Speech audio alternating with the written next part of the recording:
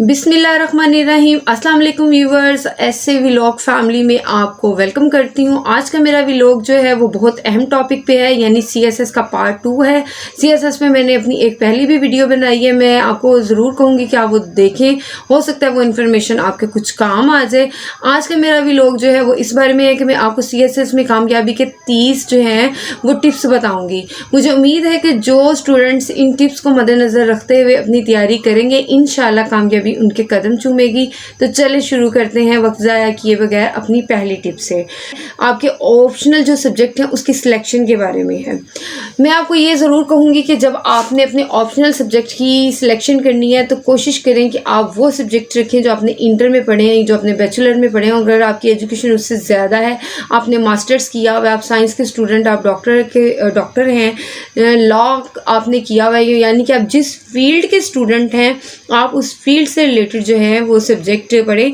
क्योंकि ये bachelor based है, इसलिए मैंने नए आने वालों के लिए जो बैचलर की बात तैयारी कर रहे हैं उन्हें ये टिप दे रही हूँ कि जो आपने इंटर में या आपने जो बैचलर में सब्जेक्ट पढ़े हैं वो पढ़ें, या ऐसे सब्जेक्ट्स लें जिसमें आपकी ग्रिप बहुत ज़्यादा मजबूत हो, जिसके बारे में आपको नॉलेज बहुत हो, जिसके बारे में आपको इंटरेस्ट बहुत हो। ऐसे सब्जेक्ट जो हैं वो आप अपने सीएसएस के ऑप्शनल सब्जेक्ट में सिलेक्ट। तो स्टूडेंट्स, मेरी थर्ड टिप आपसे ये है कि how to prepare your optional subject through the start, यानी कि आप कैसे अपनी तैयारी स्टार्ट करेंगे। इसका सबसे बेहतरीन तरीका है कि आप अपनी इंटर की बुक से स्टार्ट करें। उसका जो बेसिक कॉन्सेप्ट है, बेसिक थीम्स जो है वो इंटर और ग्रेजुएशन की बुक से करें, क्योंकि बेसिकली जो सीएसएस है वो ग्रेजुएशन के बाद स्टार्ट होता है। तो इसमें ज़्यादातर जो क्वेश्चन होते हैं वो ग्रेजुएशन लेवल के ही होते हैं, इससे अपर लेवल के क्वेश्चन कम ही आते हैं। इसलिए बेहतरीन तरीका यह है कि आप इंटर और ग्रेजुएशन की बुक्स को ज़्यादा अच्छे से तैयार करें और अपनी तैयारी उसी से ही स्टार्ट करें। मेरा नेक्स्ट जो आपके साथ टिप शेयर कर रही हूँ वो ये है कि किसी चीज़ का भी रट्टा ना लगाएं, मतलब उसको बाय हार्ट ना याद करें कि चीज़ों को बस आप जैसे लिखी हुई उन्हें याद करें, बल्कि उनके कॉन्सेप्ट क्लियर करें। आपको पता होना चाहिए उसकी थीम क्या है, उसका कॉन्सेप्ट क्या है। जब आप किसी भी सब्जेक्ट की या क्वेश्चन की ऐसे तैयारी करेंगे तो ये भी आपकी कामयाबी की एक सीढ़ी है। नेक्स्ट जो मैं आपके साथ शेयर करने लगी हूँ, read to prepare your past paper. आपने जो तैयारी करनी है वो पास्ट पेपर में से करनी है, ताकि आपको पता चले कि पेपर का स्ट्रक्चर कैसा है, उसका फॉर्मेट कैसा है, उसका पैटर्न कैसा है। तो इसके लिए पास्ट पेपर चेक करना बहुत ज़रूरी है, जो कि आपको ऑनलाइन भी बड़ी आराम से मिल जाते हैं। नेक्स्ट टिप जो है मेरी वो ये है कि सीक्वेंस ऑफ द प्रिपरेशन, कि आप किस सीक्वेंस से सीएसएस की सब्जेक्ट्स की तैयारी शुरू कर रहे हैं। तो आप पहले उन सब्जेक्ट्स की तैयारी शुरू करें जिनमें आप वीक हैं। मतलब जाहिर सी बात है कि सब्जेक्ट आपने सिलेक्ट करने, आपके पास कोई चॉइस नहीं है। कुछ तो आपके पसंद के सब्जेक्ट होंगे जिसको आप एज इट ले लेंगे और उसमें आपका इंटरेस्ट है।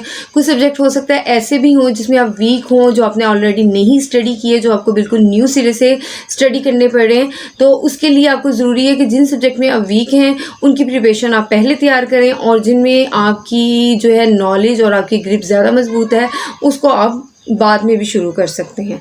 नेक्स्ट टिप मेरा यह है कि पास्ट पेपर की मदद से आपने हर सब्जेक्ट के जो अहम क्वेश्चन है उसका एक सेट बना लेना है। जितने सब्जेक्ट आपने सिलेक्ट किए हैं उन सब सब्जेक्ट के पास्ट पेपर लें और उनके अहम सवालात का सेट बना लें। और अब अहम सवालात वो हैं जो कि बार बार रिपीट हो रहे हैं पास्ट पेपर में। ऐसे क्वेश्चन जो बार बार पास्ट पेपर में रिपीट हो रहे हैं उनको नोट कर लें और उनका एक सेट बना लें, और उनकी प्रिपरेशन सबसे पहले करें, उन्हें सबसे पहले तैयार करें और उनको तैयार करके उसके बाद अपनी अगली तैयारी शुरू करें। तो इसके बाद मैं आपको ये बताने लगी हूँ कि जो मेरा नेक्स्ट आपके साथ टिप है वो ये है कि आपने एग्ज़ाम करते हुए सब्जेक्टिव क्वेश्चन कोई भी नहीं छोड़ना। उसके बारे में आपको जो भी पता है, जितना भी पता है, जो आपके जहन में है वो आपने लिखना है, उसको अटेम्प्ट करना है। सब्जेक्टिव क्वेश्चन किसी सूरत में भी आपने स्किप नहीं करना। मेरा ख्याल है कि मैं थोड़ा थोड़ा एक्सप्लेन कर रही हूँ। मुझे पता है कि सीएसएस बहुत ज़्यादा बाज़ात हाई फाई क्वालिफ़िकेशन के लोग भी कर रहे होते हैं, लेकिन इसकी अटैम्प्ट की कोशिश ग्रेजुएशन के बाद भी चंद स्टूडेंट करते हैं। तो मैं चीज़ों को थोड़ी बारीकी से इसलिए बता रही हूँ कि जिन्हें बिल्कुल न्यू सिरे से करने लगे हैं, उन्हें कोई आइडिया नहीं है और वो कंफ्यूज हैं, तो उनकी हर कन्फ्यूजन जो है ना वो दूर हो जाए। तो मेरा जो नेक्स्ट टिप है, 9th टिप है, वो मैं आपके साथ शेयर करती जाती हूँ। आपने जब पास्ट पेपर प्रिपेयर करने हैं तो खाली यूँ नहीं करना कि बस आप पास्ट पेपर का एक क्वेश्चन लिखने बैठे हैं तो आप 3 घंटे में एक ही क्वेश्चन लिख रहे हैं। पास्ट पेपर की तैयारी आपने टाइम को मद्देनज़र रखते हुए करनी है। जितना टाइम एग्जामिनेशन हॉल में आपके पास है, जब आपने घर में भी तैयारी करनी है, यहाँ पर अकेडमी जा रहे हैं, कहीं जा रहे हैं, जब आपने तैयारी करनी है तो आपने टाइम लिमिट को ज़रूर देखना है ताकि आपकी on the time paper attempt करने की प्रैक्टिस हो जाए। नेक्स्ट टिप जो मैं आपसे शेयर कर रही हूँ वो ये है कि आपने जो क्वेश्चन अटैम्प्ट करने हैं उसमें इररेलेवेंट और जेनेरिक जो है आंसर नहीं होने चाहिए, यानी कि आपने उसमें फ़जूल की जो इधर उधर की बात है उसका जिक्र करने से बिल्कुल गुरेज करना है, परहेज़ करना है। जो मेरा नेक्स्ट आपके साथ टिप है वो ये है, first impression is the last impression. इसका मतलब ये है कि आपने जो क्वेश्चन पहला अटेम्प्ट करना है, क्वेश्चन पेपर पढ़ के आपने वो अटेम्प्ट करना है जो कि आपको बहुत अच्छे तरीके से आता हो, जिसको देखकर आप कहें इट्स डजंट मैटर, ये तो मैं 1 मिनट में अटेम्प्ट कर लूँगा। तो इसलिए अपने क्वेश्चन आंसर शीट पे सबसे पहले आपने वो क्वेश्चन अटेम्प्ट करना है जिस पर आपको मुकम्मल ग्रिप है, जो आपको बेहतरीन तौर पर आता हो। हाँ जी स्टूडेंट्स, तो आपके साथ जो मैं 12 टिप शेयर कर रही हूँ वो ये है, don't be panic in the examination. यानी कि आपने बिल्कुल भी पैनिक नहीं होना। फॉर एग्जाम्पल, आपको क्वेश्चन पेपर देख के लग रहा है कि भाई मैं ब्लैंक हो गया हूँ, मुझे तो जो आता था वो भी भूल गया और मुझे तो कुछ भी याद नहीं है, तो भी आपने पैनिक नहीं होना। थोड़ी देर अपने आप को पुरसकून करें, रिलैक्स करें, क्वेश्चन पेपर को बार बार रिलैक्स होकर पढ़ें, तो आप देखेंगे कि आपको कुछ ना कुछ जो भी आपने प्रिपरेशन की है वो रिकॉल हो जाएगी और आप बड़े आराम से जो है ना वो क्वेश्चन अटेम्प्ट कर लेंगे। इसलिए एग्जामिनेशन हॉल में आपने बहुत पुरसुकून रहना है, तो ही आप बहुत अच्छे से अपना पेपर जो है वो अटेम्प्ट कर सकते हैं। ये बहुत अहम पॉइंट है। तो मेरा जो नेक्स्ट टिप शेयर करने लगी वो है 13th। तो इसमें आपको मैं ये बताऊंगी कि answer should be to the point. जब भी आप जवाब लिखें वो प्रिसाइज होना चाहिए, वो टू दी पॉइंट होना चाहिए। आप चाहें तो ज़रूरतन इसमें अशार का इस्तेमाल कर सकते हैं या आप इसमें रेफरेंसेस दे सकते हैं। ये बेहतरीन तरीका है आंसर अटेम्प्ट करने का कि आप उसमें रेफरेंसेस दें, या अगर कोई ऐसा सब्जेक्ट है जिसमें आप अशार का इस्तेमाल कर सकते हैं तो आप वो ज़रूर करें। ये आपके आंसर को बहुत ज़्यादा अच्छा तासुर देगा आपके आंसर का। तो जो नेक्स्ट मेरा आपसे नेक्स्ट टिप है जो मैं शेयर कर रही हूँ वो है 14th, do not take compulsory subject easy. बहुत से स्टूडेंट ये गलती करते हैं कि कंपल्सरी सब्जेक्ट में इस्लामियात और पाक अफेयर्स को बहुत लाइट लेते हैं कि भाई ये तो हम शुरू से पढ़ रहे हैं तो इसमें तो हमें कोई डिफ़िकल्टी नहीं होगी, हम इसको कर लेंगे। और ज़्यादातर स्टूडेंट्स के मार्क्स इसी में कम होते हैं या इसी में रह जाते हैं। लेकिन CSS का मकसद आपका ये थोड़ी है कि आप पासिंग मार्क से पास हो जाएं और तो बस काफ़ी है। आपको इसमें बेहतर से बेहतरीन करना है। इसलिए आपने तैयारी करते हुए किसी भी एक्सपेक्ट को लाइट नहीं लेना। आपने इस्लामियत की तैयारी भी ऐसे ही करनी है जैसे आप इंग्लिश की तैयारी कर रहे हैं, पूरे ज़ोर शोर के साथ, और पाक अफेयर्स को भी आपने मद्देनज़र रखना है। अच्छा, तो स्टूडेंट्स हमारी 15th जो आपके साथ टिप है वो ये है, इम्पोर्टेंस ऑफ द इंडो पाक हिस्ट्री। तो अगर आप सब्जेक्ट जो इलेक्टिव के सब्जेक्ट सेलेक्ट करें, अगर आप उसमें इंडो पाक हिस्ट्री को सिलेक्ट करते हैं तो ये आपके कंपल्सरी सब्जेक्ट को भी थोड़ा सा रिलीफ देगा। मतलब आप एक सब्जेक्ट पे बहुत ज़्यादा मेहनत कर लेंगे तो ये आपको 2 जगहों पर काफ़ी हद तक जो है आपको काम आएगा। इसलिए मैं आपको सजेशन देती हूँ, बाकी चॉइस आप लोगों की है। मैं तो इसमें जो चीज़ें कुछ आपको सजेस्ट कर रही हूँ वो मर्ज़ी आपकी है कि आप उस तरह करना चाह रहे हैं या नहीं। मैं तो मेजॉरिटी जो CSS ऑफिसर बने हैं उनसे बातचीत करने के बाद आपको कुछ सजेशंस दे रही हूँ, तो आपको ये हेल्प आउट करेगा। जो मेरी नेक्स्ट टिप है 16th वो ये है कि अपीयर विद सफिशेंट प्रिपरेशन। यानी कि जब आपको ये लगे कि मेरी तैयारी जो मुकम्मल और जामिया है, तब आप CSS का एग्ज़ामिनेशन अटेम्प्ट करें। और अगर आपको फ़ील होता है कि नहीं तैयारी तो बस ठीक है, चलो मैं ट्राई करता हूँ, तो ऐसे आप जो है अटेम्प्ट ना करें। इससे आपका मोरल भी डाउन होगा और हो सकता है कि आपका पेपर भी इतना अच्छा अटेम्प्ट ना हो। जब तक आपको मुकम्मल यकीन ना हो कि मैंने अपनी सारी एफ़र्ट इसमें दे दी है, मेरी तैयारी बहुत अच्छी और मुकम्मल है, तो आप CSS के एग्ज़ामिनेशन में अपीयर हो जाएँ। मेरी 17th आपके साथ जो टिप है वो ये है कि आप एटलीस्ट 1 ईयर मुकम्मल तौर पर CSS की तैयारी करें। आप उस दौरान में कुछ नहीं कर रहे, कोई और स्टडीज़ नहीं कर रहे, कुछ और मैटर्स को नहीं देख रहे, समझेंगे आपकी जॉब है, दिन रात जो है वो आप इसको टोटली टाइम दे रहे हैं, एटलीस्ट 1 ईयर, तो यकीनन आपकी तैयारी बेहतरीन होगी और यकीनन आप इसको अपीयर करेंगे और पास भी कर लेंगे इंशाल्लाह। लेकिन एटलीस्ट अपना जो टारगेट है प्रिपरेशन का वो 1 ईयर रखें। 18th जो टिप मैं आपसे शेयर करने जा रही हूँ वो ये है कि आप जब इसमें अपीयर होते हैं तो इंशाल्लाह मैं दुआ करती हूँ कि आप फर्स्ट अटेम्प्ट में ही इसको क्लियर कर जाएं। लेकिन अगर आप क्लियर नहीं करते तो डिसहार्ड नहीं होना, इसकी सेकंड अटेम्प्ट करें, इसकी थर्ड अटेम्प्ट करें। ये कोई बहुत बड़ी बात नहीं है। बाज़ CSS ऑफिसर ऐसे हैं जो थर्ड अटेम्प्ट में उन्होंने अपना CSS क्लियर किया और आज एक अच्छी पोस्ट पर जो है वो जॉब कर रहे हैं। इसलिए आपने ये डिसहार्ड नहीं होना फर्स्ट अटेम्प्ट के बाद कि मैंने तो इतनी मेहनत की थी और मैं मैं इसको क्लियर नहीं कर सका। तो इसके लिए आपने कंटिन्यूसली अपनी जो जदोजहद है उसको जारी रखनी है। नेक्स्ट जो 19th टिप मैं आपके साथ शेयर कर रही हूँ वो ये है कि law is very wide subject.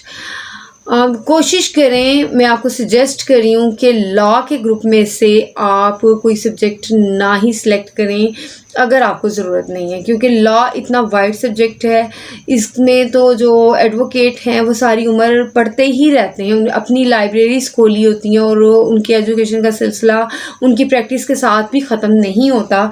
तो ऐसे सब्जेक्ट को कवर करना ज़रा ज़्यादा मुश्किल हो जाता है। सिर्फ इसलिए मैं आपको सजेस्ट कर रही हूँ कि जो ग्रुप 6 है उसमें सारे सब्जेक्ट्स लॉ के हैं, तो कोशिश करें कि अगर आप किसी और ग्रुप में से आपके नंबर्स पूरे हो रहे हैं सब्जेक्ट सेलेक्ट करके, तो लॉ को आप ना छेड़ें। अच्छा, तो अब मेरा आगे जो टिप्स हैं वो सारी जो हैं वो सब्जेक्ट हर ग्रुप में से सिलेक्ट करने के बारे में ही है। तो जो मेरी 20th आपके साथ टिप यही है कि जो फर्स्ट ग्रुप में से आपने 200 का एक सब्जेक्ट जो है चूज़ करना होता है, उसमें से ज़्यादातर जो लोग हैं वो जो चूज़ करते हैं वो इंटरनेशनल रिलेशन और पॉलिटिकल साइंस को सिलेक्ट करते हैं। तो मैं भी आपको भी यही सजेशन दूंगी कि जब आप फर्स्ट ग्रुप में से अगर कोई सब्जेक्ट सिलेक्ट करना चाह रहे हैं तो वो इंटरनेशनल जो रिलेशंस हैं उसको आप कर लें या आप पॉलिटिकल साइंस को कर लें जिसमें आपकी ग्रिप ज़्यादा है। ज़्यादातर जो लोग हैं वो इसी को सिलेक्ट करते हैं। ये मैं आपको आगे जो भी सब्जेक्ट्स के बारे में दे रही हूँ ये सजेशंस हैं, ज़रूरी नहीं है कि आप यही करें, लेकिन मेरी सजेशन है कि आप ये करें।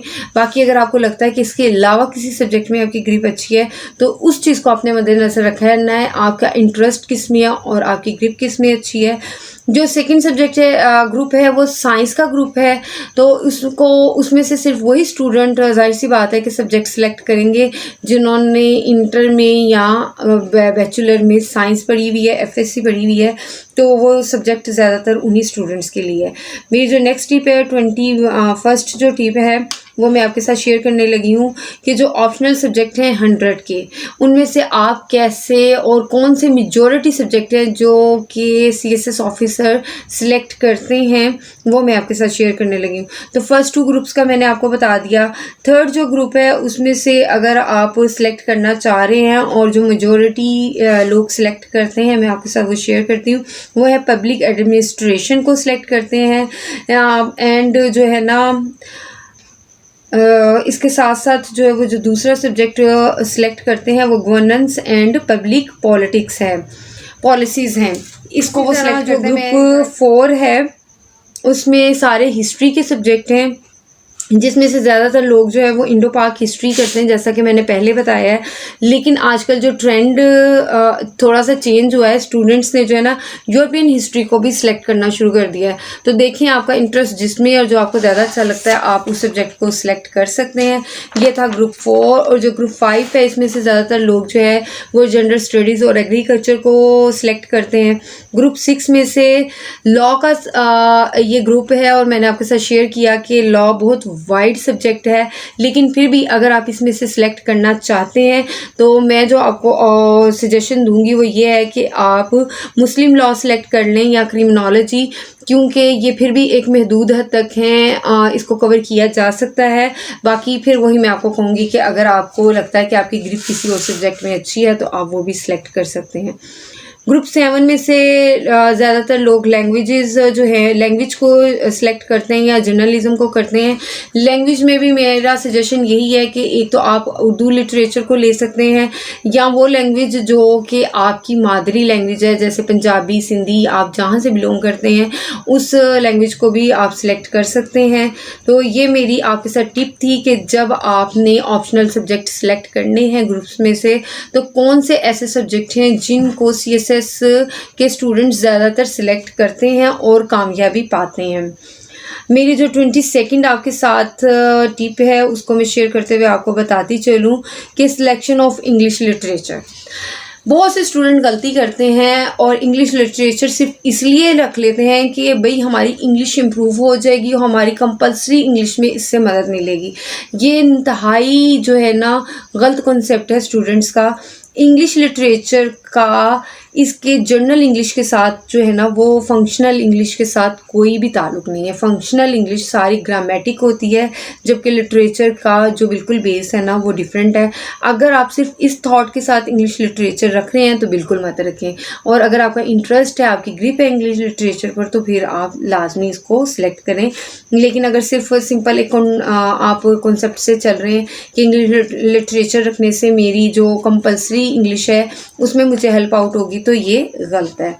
जो मेरी 23rd आपके साथ टिप है उसको मैं आपके साथ शेयर करने लगी हूँ कि सोर्स ऑफ प्रिपरेशन, मतलब जब आपने CSS की तैयारी करनी है तो आप किन किन सोर्सेज से कर सकते हैं। तो आपके पास बहुत सारे सोर्सेज हैं, जिनमें सबसे पहला सोर्स जो है आपके पास्ट पेपर्स हैं।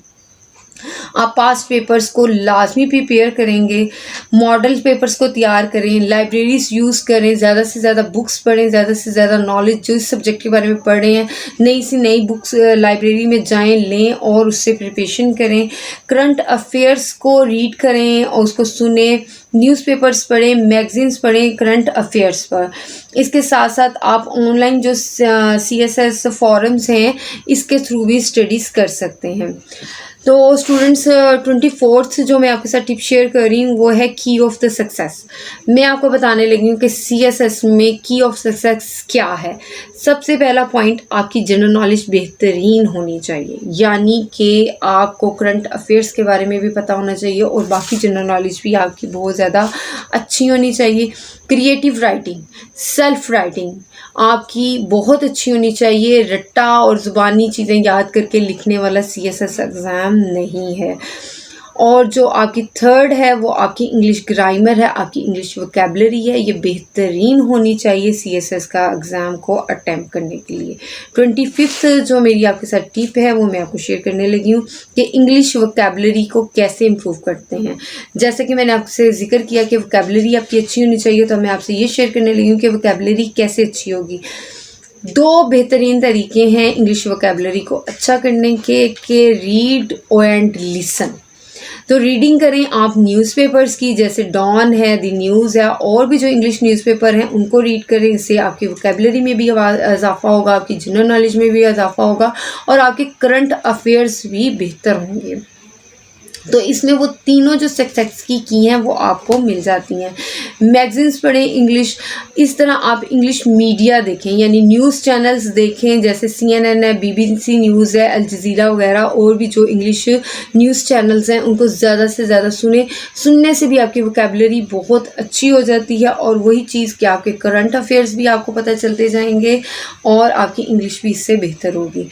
26 जो मैं आपके साथ शेयर करने लगी हूँ, आप जो अपनी CSS की तैयारी करें वो किस बुक से स्टार्ट करें। जनरल नॉलेज के लिए आपने जो बुक सेलेक्ट करनी है वो who is who and what is what, who is who what is what, ये जो बुक है ये आप परचेज़ करें और इसकी तैयारी शुरू करें जनरल नॉलेज के लिए। जब आप CSS की तैयारी करने लगें तो ये बहुत अहम बुक है। 27 जो मैं आपके साथ टिप शेयर कर रही हूँ वो ये है कि practice make a man perfect. आपने CSS की तैयारी ओवरनाइट नहीं होनी। जैसे कि मैंने आपको बताया कि एटलीस्ट आप 1 ईयर दें और उस 1 ईयर में आपने डेली एक ऐसे राइटिंग ज़रूर करना है। आपकी ये बेहतरीन जो है ना प्रिपरेशन है। अगर आप डेली एक ऐसे राइट करते हैं, सेल्फ क्रिएटिव राइटिंग करनी है, सेल्फ राइटिंग करनी है, क्रिएटिव राइटिंग करनी है और ऐसे आपने आउटलाइन के साथ जो है ना वो डेली लिखने हैं, तो ये आपकी CSS की सक्सेस के लिए बहुत ज़्यादा अहम है। 28 जो मैं आपके साथ टिप शेयर कर रही हूँ वो ये करने लगी हूँ कि आपने कोई एकेडमी ज्वाइन करने के लिए कंपलसरी नहीं है कि आप CSS के लिए कोई एकेडमी ज्वाइन करें और एकेडमी के थ्रू तैयारी करें। अगर आपको लगता है कि आपने एकेडमी ज्वाइन करनी है तो उसके लिए आप जो है ना टेस्ट सेशंस को ज्वाइन करें, ताकि आपको अंदाज़ा हो कि मेरी प्रिपरेशन कैसी है और मेरे साथ जिन लोगों ने CSS का पेपर अटेम्प्ट करना है उनकी तैयारी कैसी है, तो आपको ये जो है ना अंदाज़ा हो जाएगा। तो इसके लिए आपको अगर चाहते हैं एकेडमीज ज्वाइन करना तो आप टेस्ट सेशन में उसको ज्वाइन करें। अदरवाइज़ CSS की तैयारी के लिए प्रॉपर कोई एकेडमी ज्वाइन करना ज़रूरी नहीं है। ये कोई ऐसी रॉकेट साइंस नहीं है जो अपने एकेडमी में जाके सीखनी है। इसके लिए मेहनत दरकार है, प्रैक्टिस दरकार है, तो आप घर बैठ के भी इसकी बहुत अच्छी तैयारी कर सकते हैं। 29 जो मैं आपके साथ टिप शेयर करने लगी हूँ वो ये है कि इंटरव्यू और साइकोलॉजी के टेस्ट के लिए आपने कैसी प्रिपरेशन करनी है। तो उसके लिए सबसे ज़्यादा ज़रूरी है आपका रिलैक्स होना और फ्रेश होना। जिस दिन भी आपका इंटरव्यू हो या साइकोलॉजी टेस्ट हो, आप रात को बिल्कुल इजी होके भरपूर नींद लें और बिल्कुल फ्रेश हो जाएं, क्योंकि अगर आप फ्रेश होंगे तो आपकी बॉडी लैंग्वेज अच्छी होगी, आप अच्छे से किसी दूसरे की बात सुन सकेंगे, अपनी बात उसको कन्वे कर सकेंगे, आपका कॉन्फिडेंस लूज़ नहीं होगा। और अगर आपकी नींद नहीं पूरी होगी, आप फ्रेश नहीं होंगे, आप कंफ्यूज होंगे, तो चाहे आपका रिटन एग्जामिनेशन कितना अच्छा हुआ, उसमें आपने बहुत अच्छे मार्क्स लिए हों, तो ये क्लियर करना आपके लिए बहुत मुश्किल होगा। इसलिए अपने आप को कूल, काम और फ्रेश रखना है जब भी आप इंटरव्यू के लिए जाएं। मेरी जो लास्ट टिप है जो मैं आपके साथ शेयर करने लगी हूँ, I must say last but not least, you can do it. ये मेरी लास्ट टिप है कि यू कैन डू इट। अपनी सलाहियत को अंडर एस्टिमेट ना करें। मैं आपसे सिर्फ एक बात कहूँगी कि CSS ऑफ़िसर आसमान से बने बनाए नहीं उतरते। CSS ऑफ़िसर बनने के लिए आपको सख्त मेहनत की और तैयारी की ज़रूरत है। अगर आप CSS की तैयारी बेहतरीन और मुकम्मल करेंगे और कॉन्फिडेंस के साथ इसके पेपर अटेम्प्ट करेंगे तो इंशाल्लाह इस बात पर यकीन रखें कि अगले CSS ऑफ़िसर आप हैं। तो व्यूवर्स, ये थी मेरी आज की वीडियो। उम्मीद करती हूँ कि आपको पसंद आई होगी। इस वीडियो में मैं जो स्पेशली एक शुक्रिया अदा करना चाह रही हूँ अपने हस्बैंड एडवोकेट एहसन करीम का, जिन्होंने मुझे इन टिप्स के बारे में काफ़ी जो है मुफीद मशवरे दिए, क्योंकि वो ख़ुद CSS ऑफ़िसर्स की तैयारी के लिए एकेडमी रन करते थे। तो इस वीडियो को बनाने में मुझे बहुत ज़्यादा हेल्प की मेरे हस्बैंड ने। CSS से रिलेटेड और मज़ीद मालूमात के लिए भी आप मेरे वीडियो को देखते रहें, मेरे चैनल को सब्सक्राइब करें, लाइक करें और नेक्स्ट वीडियोस के लिए बेल आइकन का बटन दबाएं, क्योंकि मैं कुछ और मुफीद मशवरे आपके साथ ज़रूर शेयर करूंगी अपनी नेक्स्ट वीडियो में। तो इसके लिए ज़रूरी है कि आप मेरे चैनल को सब्सक्राइब करें, लाइक करें और बेल आइकन का बटन दबाएँ, ताकि आपको पता चल जाए कि कब CSS की नेक्स्ट वीडियो मैं अपलोड करने वाली हूँ। तो व्यूअर्स, इसके साथ मुझे इजाज़त दीजिए, दुआओं में याद रखिएगा। अल्लाह हाफ़िज़।